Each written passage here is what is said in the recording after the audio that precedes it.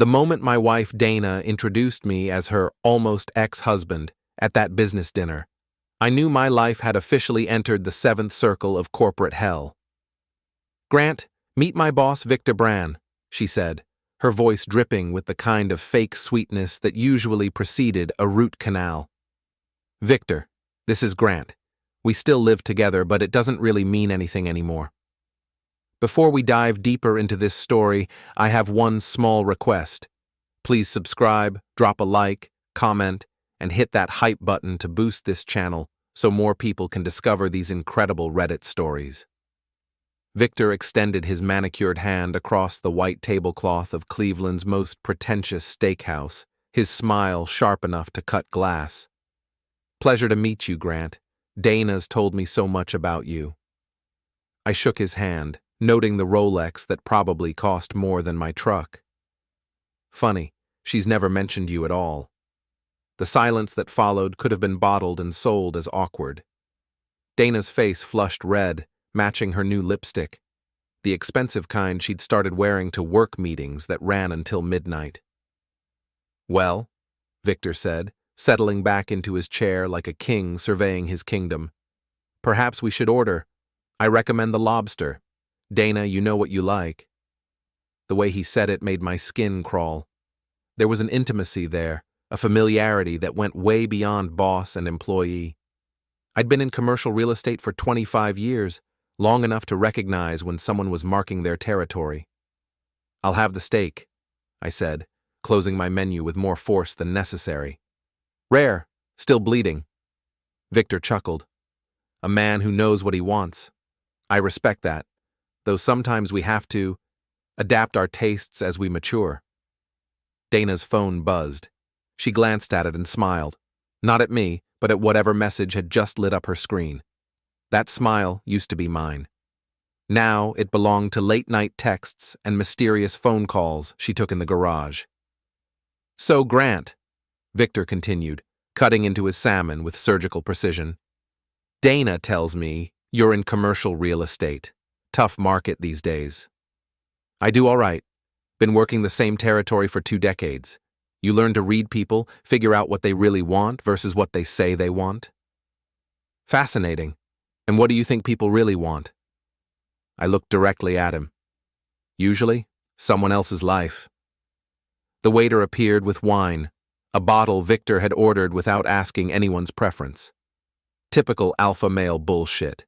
He poured for Dana first, their fingers brushing as he handed her the glass.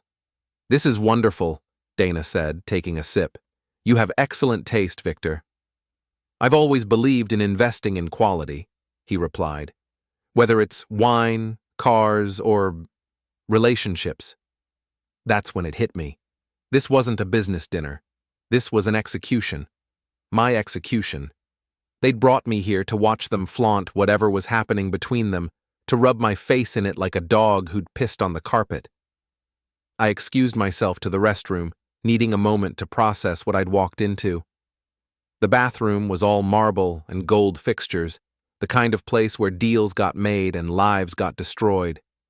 I splashed cold water on my face and looked at myself in the mirror. 50 years old, gray creeping into my brown hair, lines around my eyes from squinting at property surveys and blueprints. When had I become the guy who got traded in for a newer model? When I returned to the table, Victor and Dana were leaning close together, her hand resting on his arm. They separated quickly, but not quickly enough. "Everything all right, honey?" Dana asked, the endearment sounding forced and hollow. "Perfect," I said, sitting down. "Just perfect." Victor raised his glass. "To new beginnings," he said, looking directly at Dana. She clinked her glass against his. "To new beginnings." I didn't raise my glass.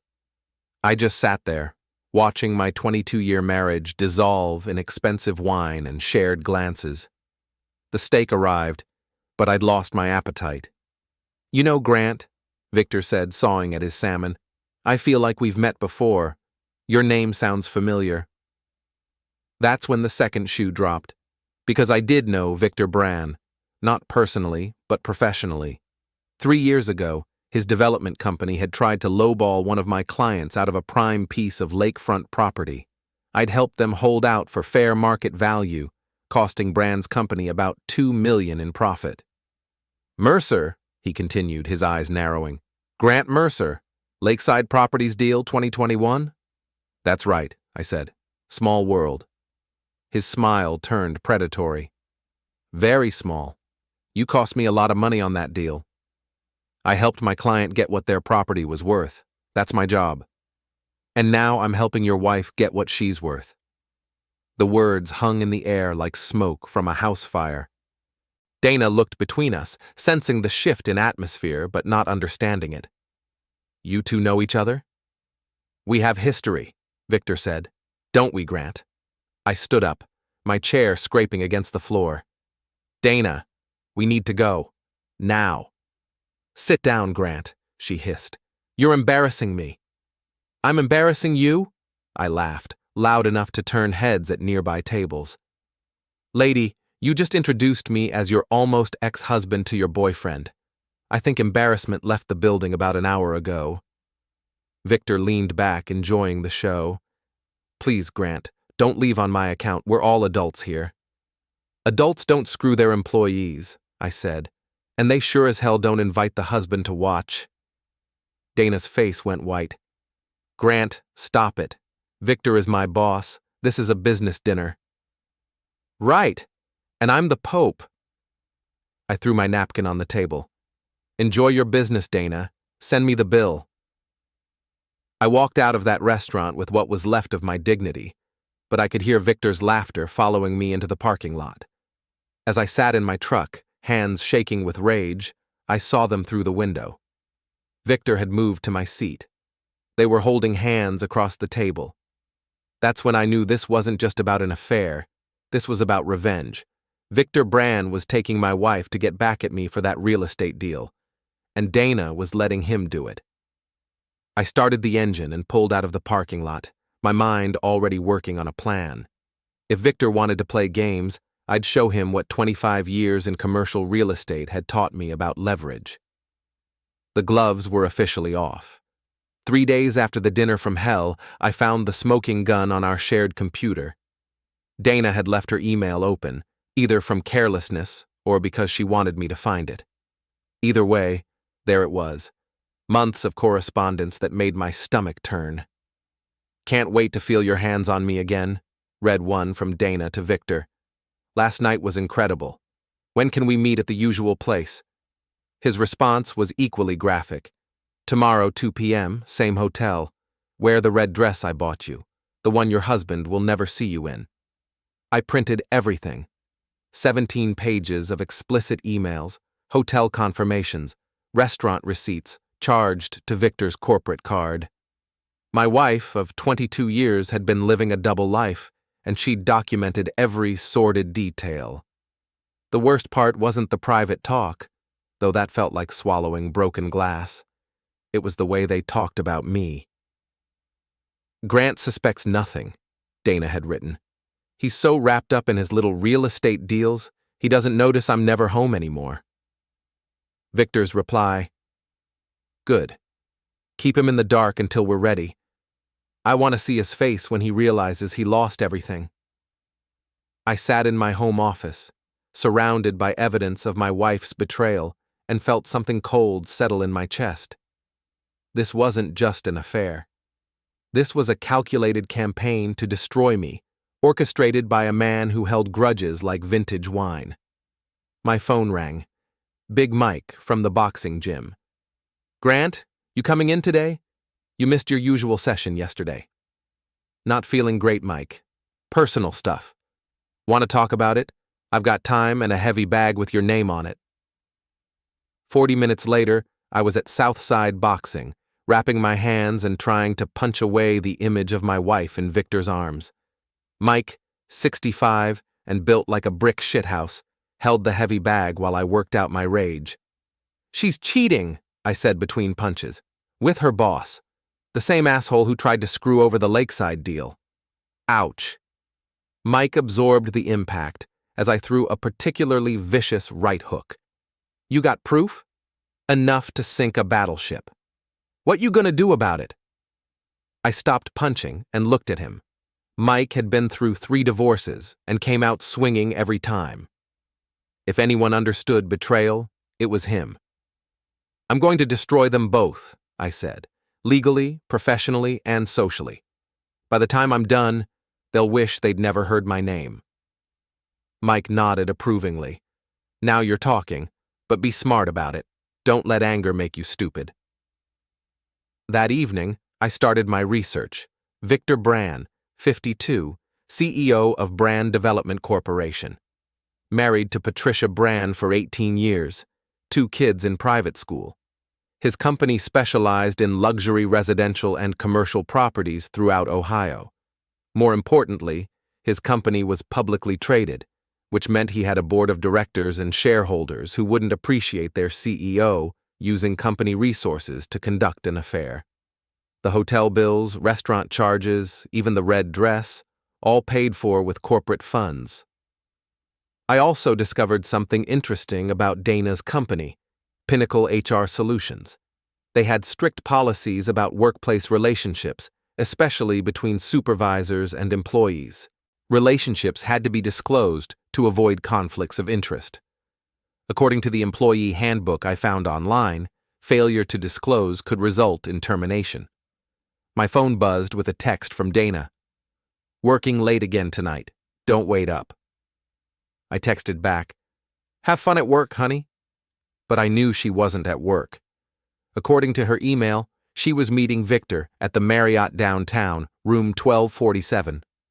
The same room they'd been using for 3 months. I drove to the hotel, not to confront them, but to confirm what I already knew. Sure enough, Victor's silver BMW was in the parking garage. I took photos of the license plate, the timestamp, everything I might need later. Then I went home and started making calls. The first call was to Patricia Brann. I found her number in the white pages. Amazing how many people still had landlines. She answered on the 3rd ring. Mrs. Brann, this is Grant Mercer. I think we need to talk about our spouses. The silence stretched so long I thought she'd hung up. Finally, I was wondering when someone would call. How long have you known? I just found out. You? 6 months, maybe longer. Victor's been different. New clothes, working late, mysterious phone calls, the usual signs. I have evidence, I said. Emails, hotel receipts, everything. Are you interested in seeing it? Another pause. Mr. Mercer, I've been married to Victor for 18 years. I know exactly what kind of man he is. The question is, what do you want to do about it? I want to make them pay. Both of them. Are you in? Oh, Mr. Mercer, she said, and I could hear the steel in her voice.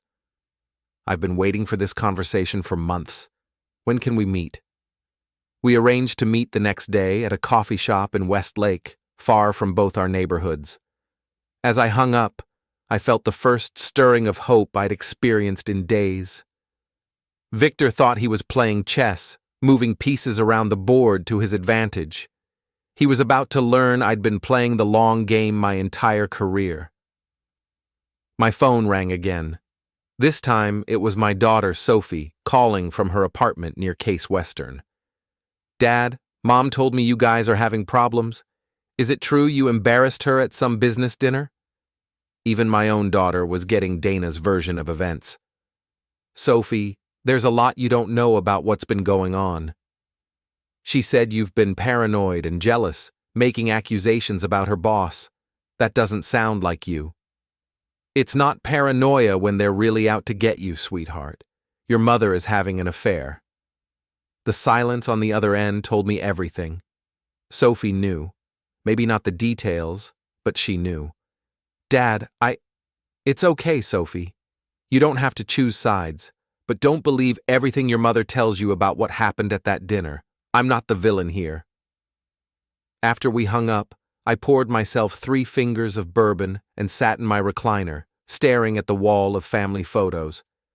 22 years of marriage reduced to evidence in a revenge plot. Dana came home at midnight, reeking of expensive cologne and guilt. She kissed my forehead like nothing had happened. "How was work?" I asked. "Long day, lots of meetings." She headed for the shower without making eye contact. As the water ran upstairs, I opened my laptop and started typing an email to the board of directors at Brann Development Corporation. It was time to introduce them to their CEO's creative expense reporting. The war was officially on. Patricia Brann was nothing like I'd expected. Instead of the broken, weepy wife I'd imagined, she walked into the Westlake coffee shop looking like she could run a Fortune 500 company. Tall, elegant, with steel gray hair and eyes that missed nothing. "You must be Grant," she said, extending a firm handshake. "I recognize you from the photos." "Photos?" "Victor keeps files on people who cross him. Your picture was in his home office along with details about the Lakeside Properties deal. He's been planning this for a long time." We found a corner table away from other customers. Patricia ordered black coffee and got straight to business. "Before we start plotting revenge," she said, "I need to know your end game. Are you trying to save your marriage or destroy it?" "Destroy it," I said without hesitation. "Along with Victor's career and reputation. Your husband didn't just steal my wife. He orchestrated this whole thing to get back at me for a business deal. That makes it personal." Patricia smiled, and it wasn't a pleasant expression. "Good, because I've been documenting Victor's indiscretions for months. Bank records, credit card statements, hotel receipts. I even hired a private investigator."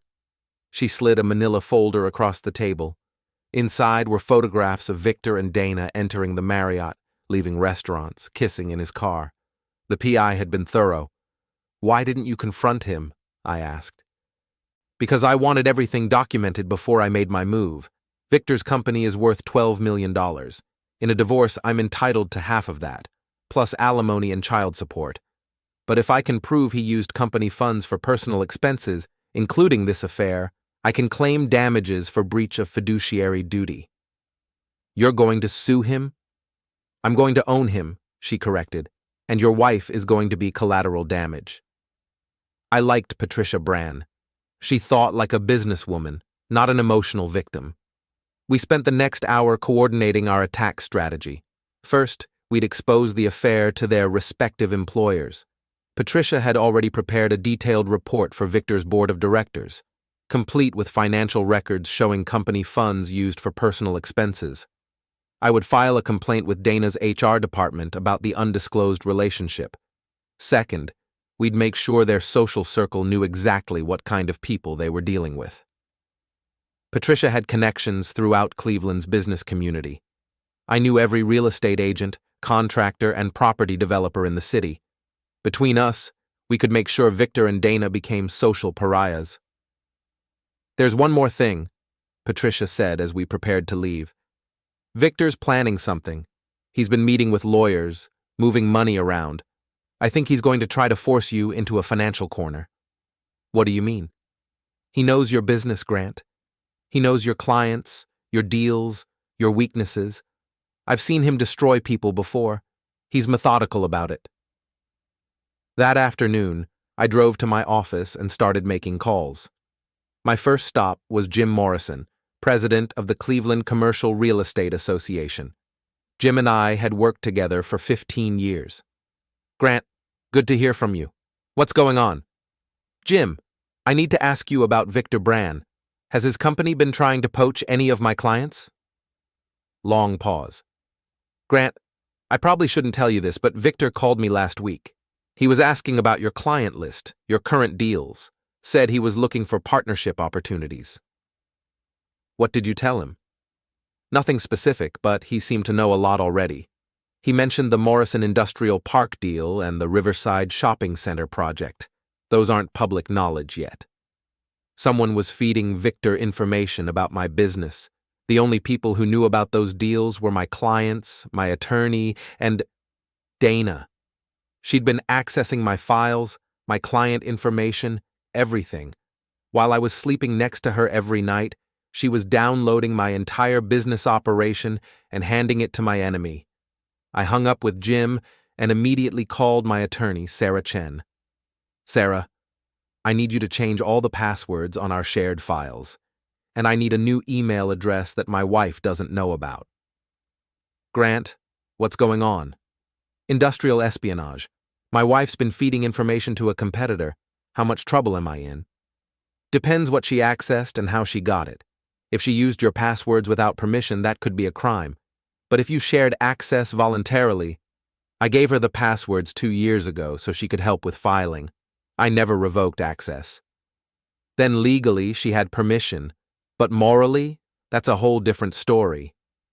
I spent the rest of the day changing passwords, moving sensitive files, and calling clients to warn them about potential security breaches. By evening, I was exhausted and furious. Dana came home at 7, earlier than usual. She seemed nervous, fidgety. "How was your day?" she asked, not meeting my eyes. "Interesting. Found out someone's been sharing my client information with competitors. Any idea who that might be?" Her face went pale. "Grant, Save it, Dana. I know about Victor. I know about the affair, the hotels, everything. What I want to know is why you're helping him destroy my business." She collapsed into a chair, all pretense gone. "He said he just wanted to know what kind of deals you were working on. He said it was market research." "Market research? Dana, you gave him confidential client information. That's not research, it's sabotage." "I didn't mean for it to go this far," she said, tears starting. "It just happened. Victor and we connected. He made me feel important, valued. When's the last time you made me feel that way?" "So this is my fault?" "You're never here, Grant. You're always working, always focused on the next deal. Victor pays attention to me. He listens when I talk. He's using you to get back at me for a business deal. You're not his girlfriend, Dana. You're his weapon." She looked up at me with red eyes. "That's not true. Victor loves me. He's going to leave his wife." I almost felt sorry for her. Almost. "Dana, Victor's wife knows about the affair. She's been documenting everything for months. He's not leaving anyone. He's playing you." "You're lying." I pulled out my phone and showed her the photos Patricia had given me. Pictures of Victor with other women, dating back years, hotel receipts with different names, credit card charges for jewelry and flowers sent to multiple addresses. "You're not his first affair, Dana. You're not even his current one. Look at the dates on these receipts. He's been seeing someone else the entire time he's been with you." The photos hit her like physical blows. I watched 22 years of marriage fade in her eyes, replaced by the horrible realization that she'd thrown away everything for a man who saw her as disposable. "What happens now?" she whispered. "Now? Now you get to find out what it feels like to be on the losing side of Victor Brann's games." I left her sitting in the living room, surrounded by evidence of her lover's betrayal, and went upstairs to pack a bag. It was time to move to the offensive. The real war was about to begin. I moved into a furnished apartment near the boxing gym, leaving Dana alone in our house with her guilt and Victor's lies. Patricia Brann and I had become unlikely partners in destruction, meeting daily to coordinate our attacks on our cheating spouses. "The board meeting is tomorrow," Patricia informed me over coffee. "I'm presenting my evidence about Victor's misuse of company funds. The affair is just the appetizer. The main course is 18 months of fraudulent expense reports." "What kind of damages are we talking about?" "Conservative estimate? 200,000 in company funds used for personal expenses, hotels, restaurants, gifts, travel. He even charged a weekend in the Bahamas with your wife to the corporate account." Meanwhile, I'd filed my complaint with Dana's HR department. Pinnacle HR Solutions took workplace relationships seriously, especially undisclosed ones between supervisors and subordinates. Dana was called in for a disciplinary hearing the next morning, but Victor wasn't going down without a fight. That afternoon, I got a call from my biggest client, Morrison Industrial Park. "Grant, we need to talk," said Tom Morrison, the project manager. "I got a call from Victor Brann this morning. He's claiming you've been overcharging us for consulting fees. That's bullshit, Tom. You've seen every invoice, every hour I've billed. I know, but he's got documentation. Emails, timesheets, stuff that looks like it came from your files. He's offering to take over the project at half your rate. My hands clenched around the phone. Victor was using the information Dana had stolen to undercut my business, client by client. It was brilliant and ruthless. Tom, Victor Brann is trying to destroy my business because I cost him money on a deal 3 years ago. He's using stolen information and fabricated evidence. Grant, I've worked with you for 10 years. I trust you. But my board is asking questions. Can you prove the information is fabricated? That's when I realized I needed to escalate. Patricia's approach was methodical and legal. Mine needed to be more direct. That evening, I drove to Victor's office building. Brann Development Corporation occupied the top 3 floors of a glass tower in downtown Cleveland. I knew from Patricia that Victor worked late most nights, especially when he was stressed. His BMW was in the executive parking garage. I took the elevator to the 20th floor, where the security guard recognized me from my business card. Mr. Mercer, right? Here to see Mr. Brann? He's expecting me. I lied smoothly. Victor's corner office was all glass and chrome, with a view of Lake Erie that probably cost more than most people's houses. He was behind his desk, tie loosened, looking at financial reports. Grant, he said without looking up. I was wondering when you'd show up. We need to talk. About what? Your wife? She's a lovely woman, by the way. Very accommodating. I sat down across from his desk, fighting the urge to punch him. About the Morrison Industrial Park project, and the Riverside Shopping Center, and whatever other deals you're trying to steal using information Dana gave you. Victor finally looked up, smiling. Information she gave me? Grant, your wife volunteered that information. She wanted to help me understand your business model. Very thorough, your Dana. Very detail-oriented. You're using her to destroy my livelihood. I'm using her to get what I want, which is everything you have, your business, your reputation, your wife. Consider it interest on the $2 million you cost me. The Lakeside Properties deal was legitimate. My client got fair market value. Your client got market value because you interfered with my negotiations. That property was supposed to be mine. Victor stood up and walked to the window, hands behind his back like a general surveying a battlefield. Do you know what I've learned about you, Grant? You're predictable. You play by the rules. You trust people. You assume everyone operates with the same moral code you do. That's why you never saw this coming. What I see is a pathetic middle-aged man who can't handle losing a business deal. He turned around, and for the first time, I saw real anger in his eyes. You have no idea what you're dealing with. By the time I'm finished with you, you'll be lucky to sell insurance in Toledo. Is that a threat? It's a promise.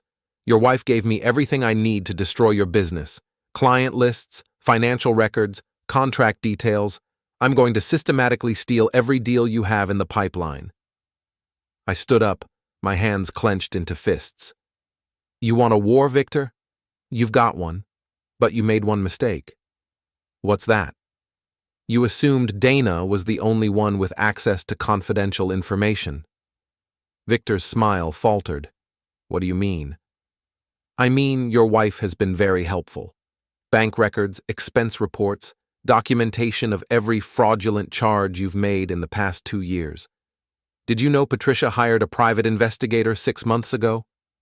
Now he looked worried. You're bluffing. I pulled out my phone and showed him one of the photos Patricia had given me. Victor and Dana in bed at the Marriott, clearly taken through a hotel room window with a telephoto lens.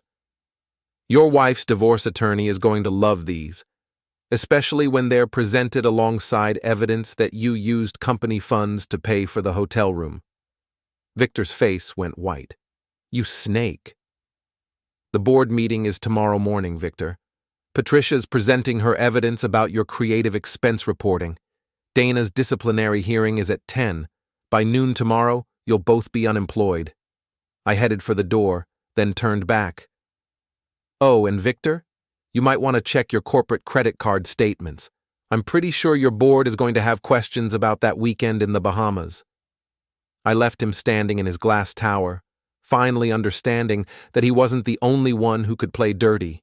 The elevator ride down felt like the longest 60 seconds of my life, but when I reached the parking garage, I was smiling. Patricia was right. Victor was methodical and ruthless, but he'd made the classic mistake of underestimating his opponent. Tomorrow, we'd find out who was really better at playing the long game. The next morning felt like Christmas, and Judgment Day rolled into one. I was at the boxing gym by 6 a.m., working out my nervous energy on the heavy bag, while Patricia texted me updates from Victor's board meeting. Presentation complete, her first message read. Board members asking lots of questions about expense reports. 20 minutes later.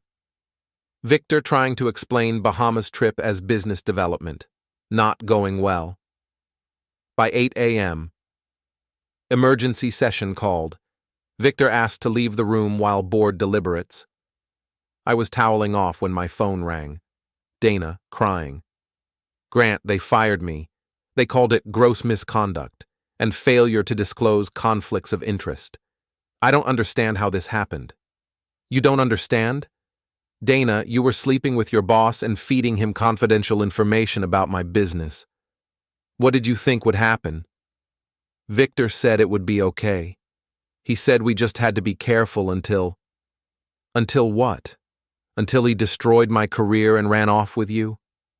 Dana, Victor played you. He's been playing you from the beginning. That's not true. He loves me. I almost laughed. Victor's about to be fired by his own board of directors. His wife is divorcing him and taking half his company. You really think he's going to ride off into the sunset with you? The silence on the other end told me she was finally starting to understand the scope of her situation. What am I supposed to do now? She whispered. Figure it out. You made your choices. Now live with them. I hung up and immediately called Tom Morrison. Tom, it's Grant. Have you heard about Victor Brann? Just got off the phone with his office. Apparently he's been terminated for financial misconduct. His assistant said all his deals are being reviewed by the board. Does that change anything about our project? Grant, I never doubted you. The Morrison Industrial Park project is yours, and I'm recommending you to 3 other clients who were considering Brann's company. By noon, Patricia and I were celebrating at the same coffee shop where we'd planned Victor's downfall. She looked triumphant. The board voted unanimously to terminate him, she reported. They're also filing criminal charges for embezzlement and considering a civil lawsuit to recover damages. What about the divorce? My attorney filed papers this morning. With the evidence we've gathered, I'm asking for 70% of marital assets, plus the house, plus alimony. Victor's going to be lucky if he can afford a studio apartment when this is over. And Dana? Unemployed, unemployable in HR, and about to discover that her lover can't afford to keep her in the lifestyle she's become accustomed to. We sat in comfortable silence, 2 people who'd been betrayed and had chosen to fight back instead of rolling over. What happens now? I asked. Now we watch them destroy each other, Patricia said. Victor's going to blame Dana for giving us the information we needed. Dana's going to blame Victor for getting her fired. They'll turn on each other like wounded animals. She was right. That afternoon, I got a call from my neighbor, Mrs. Henderson. Grant, there's quite a commotion at your house. Dana's throwing things out on the lawn, screaming about some man named Victor. Should I call the police? No, Mrs. Henderson. Let her get it out of her system. I drove by the house an hour later. Dana had thrown Victor's gifts, jewelry, clothes, flowers, all over the front yard. A red dress was hanging from the mailbox like a surrender flag. My phone buzzed with a text from Victor. This isn't over. I texted back, yes, it is. But Victor wasn't done. That evening, He showed up at the boxing gym while I was working out. Big Mike tried to stop him at the door, but Victor pushed past. "Grant, we need to talk." I turned around to find Victor looking like he'd aged 10 years in one day. His expensive suit was wrinkled, his hair disheveled, his eyes wild with desperation. "Nothing to talk about, Victor. You lost. Game over. You destroyed my life." "No, you destroyed your own life. I just made sure everyone knew about it." Victor stepped closer, his hands clenched into fists. "You turned my wife against me. You cost me my company, my reputation, everything. Your wife turned against you because you're a cheating, lying thief. Your company fired you because you embezzled money. Your reputation is shot because you're a predator who goes after employees. None of that is my fault. I'm going to sue you for defamation, for interference with business relations, for—" "With what money?" I interrupted. "Your wife's taking everything in the divorce. Your company's pressing criminal charges. You can't even afford a lawyer, much less a lawsuit." That's when Victor snapped. He swung at me, a wild haymaker that telegraphed from Cleveland to Cincinnati.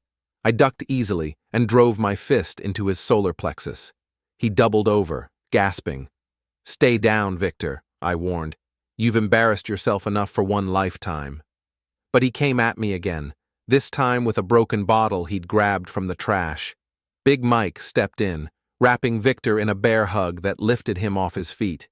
"That's enough," Mike shouted. "Someone call the cops." Victor struggled in Mike's grip, screaming threats and obscenities. When the police arrived, they arrested him for assault with a weapon and disturbing the peace. As they led him away in handcuffs, he looked back at me with pure hatred. "This isn't over, Grant. I'll find a way to destroy you." "Good luck with that from prison," I called back. 3 months later, I was sitting in my new office, bigger than the old one, with a view of downtown Cleveland, when my assistant buzzed me. "Mr. Mercer, there's a Dana Mercer here to see you. She says she's your wife." "Ex-wife," I corrected. "Send her in." Dana looked terrible. Thin, pale, wearing clothes I didn't recognize, probably from Goodwill. The expensive highlights were growing out, showing gray roots she couldn't afford to touch up. "Grant, I need help," she said without preamble. "With what?" "Money. A place to stay. Victor's in prison. I can't find work. I'm about to be evicted from my apartment." I leaned back in my chair, studying the woman who'd tried to destroy my life. "What makes you think I'd help you?" "We were married for 22 years. That has to count for something." It did count for something, until you threw it away for a man who was using you to get revenge on me. Dana started crying. "I know I made mistakes. I know I hurt you. But I'm desperate, Grant. I have nowhere else to turn." "You should have thought about that before you decided to betray me." I stood up and walked to the door, opening it. "Goodbye, Dana. Don't come back." She looked at me with tears streaming down her face. "I loved you once. Doesn't that mean anything?" "Once upon a time it meant everything. But you eliminated that love when you chose Victor over our marriage. Now it means nothing at all." After she left, I sat in my office looking out at the city skyline. Patricia Brann had remarried, a nice widower she'd met at her country club. Sophie had finally heard the whole story and reconciled with me. My business was thriving, with more clients than I could handle. Victor was serving 18 months for embezzlement and assault. Dana was working as a cashier at a grocery store, living in a studio apartment, paying the price for her choices. I'd won, completely, totally, decisively. They'd tried to destroy me, and I'd destroyed them instead. But sitting there in my success, I realized something important. Revenge was a dish best served cold, but it didn't warm you up when you ate it. I'd gotten everything I wanted, but I felt empty inside. Maybe that was the real cost of betrayal. Not just what it did to the betrayed, but what it turned them into when they fought back. I picked up my phone and called Big Mike. "Want to grab dinner? I'm buying." "Sure, champ. You celebrating something?" "No," I said, looking out at the city lights. "Just trying to remember how to be human again."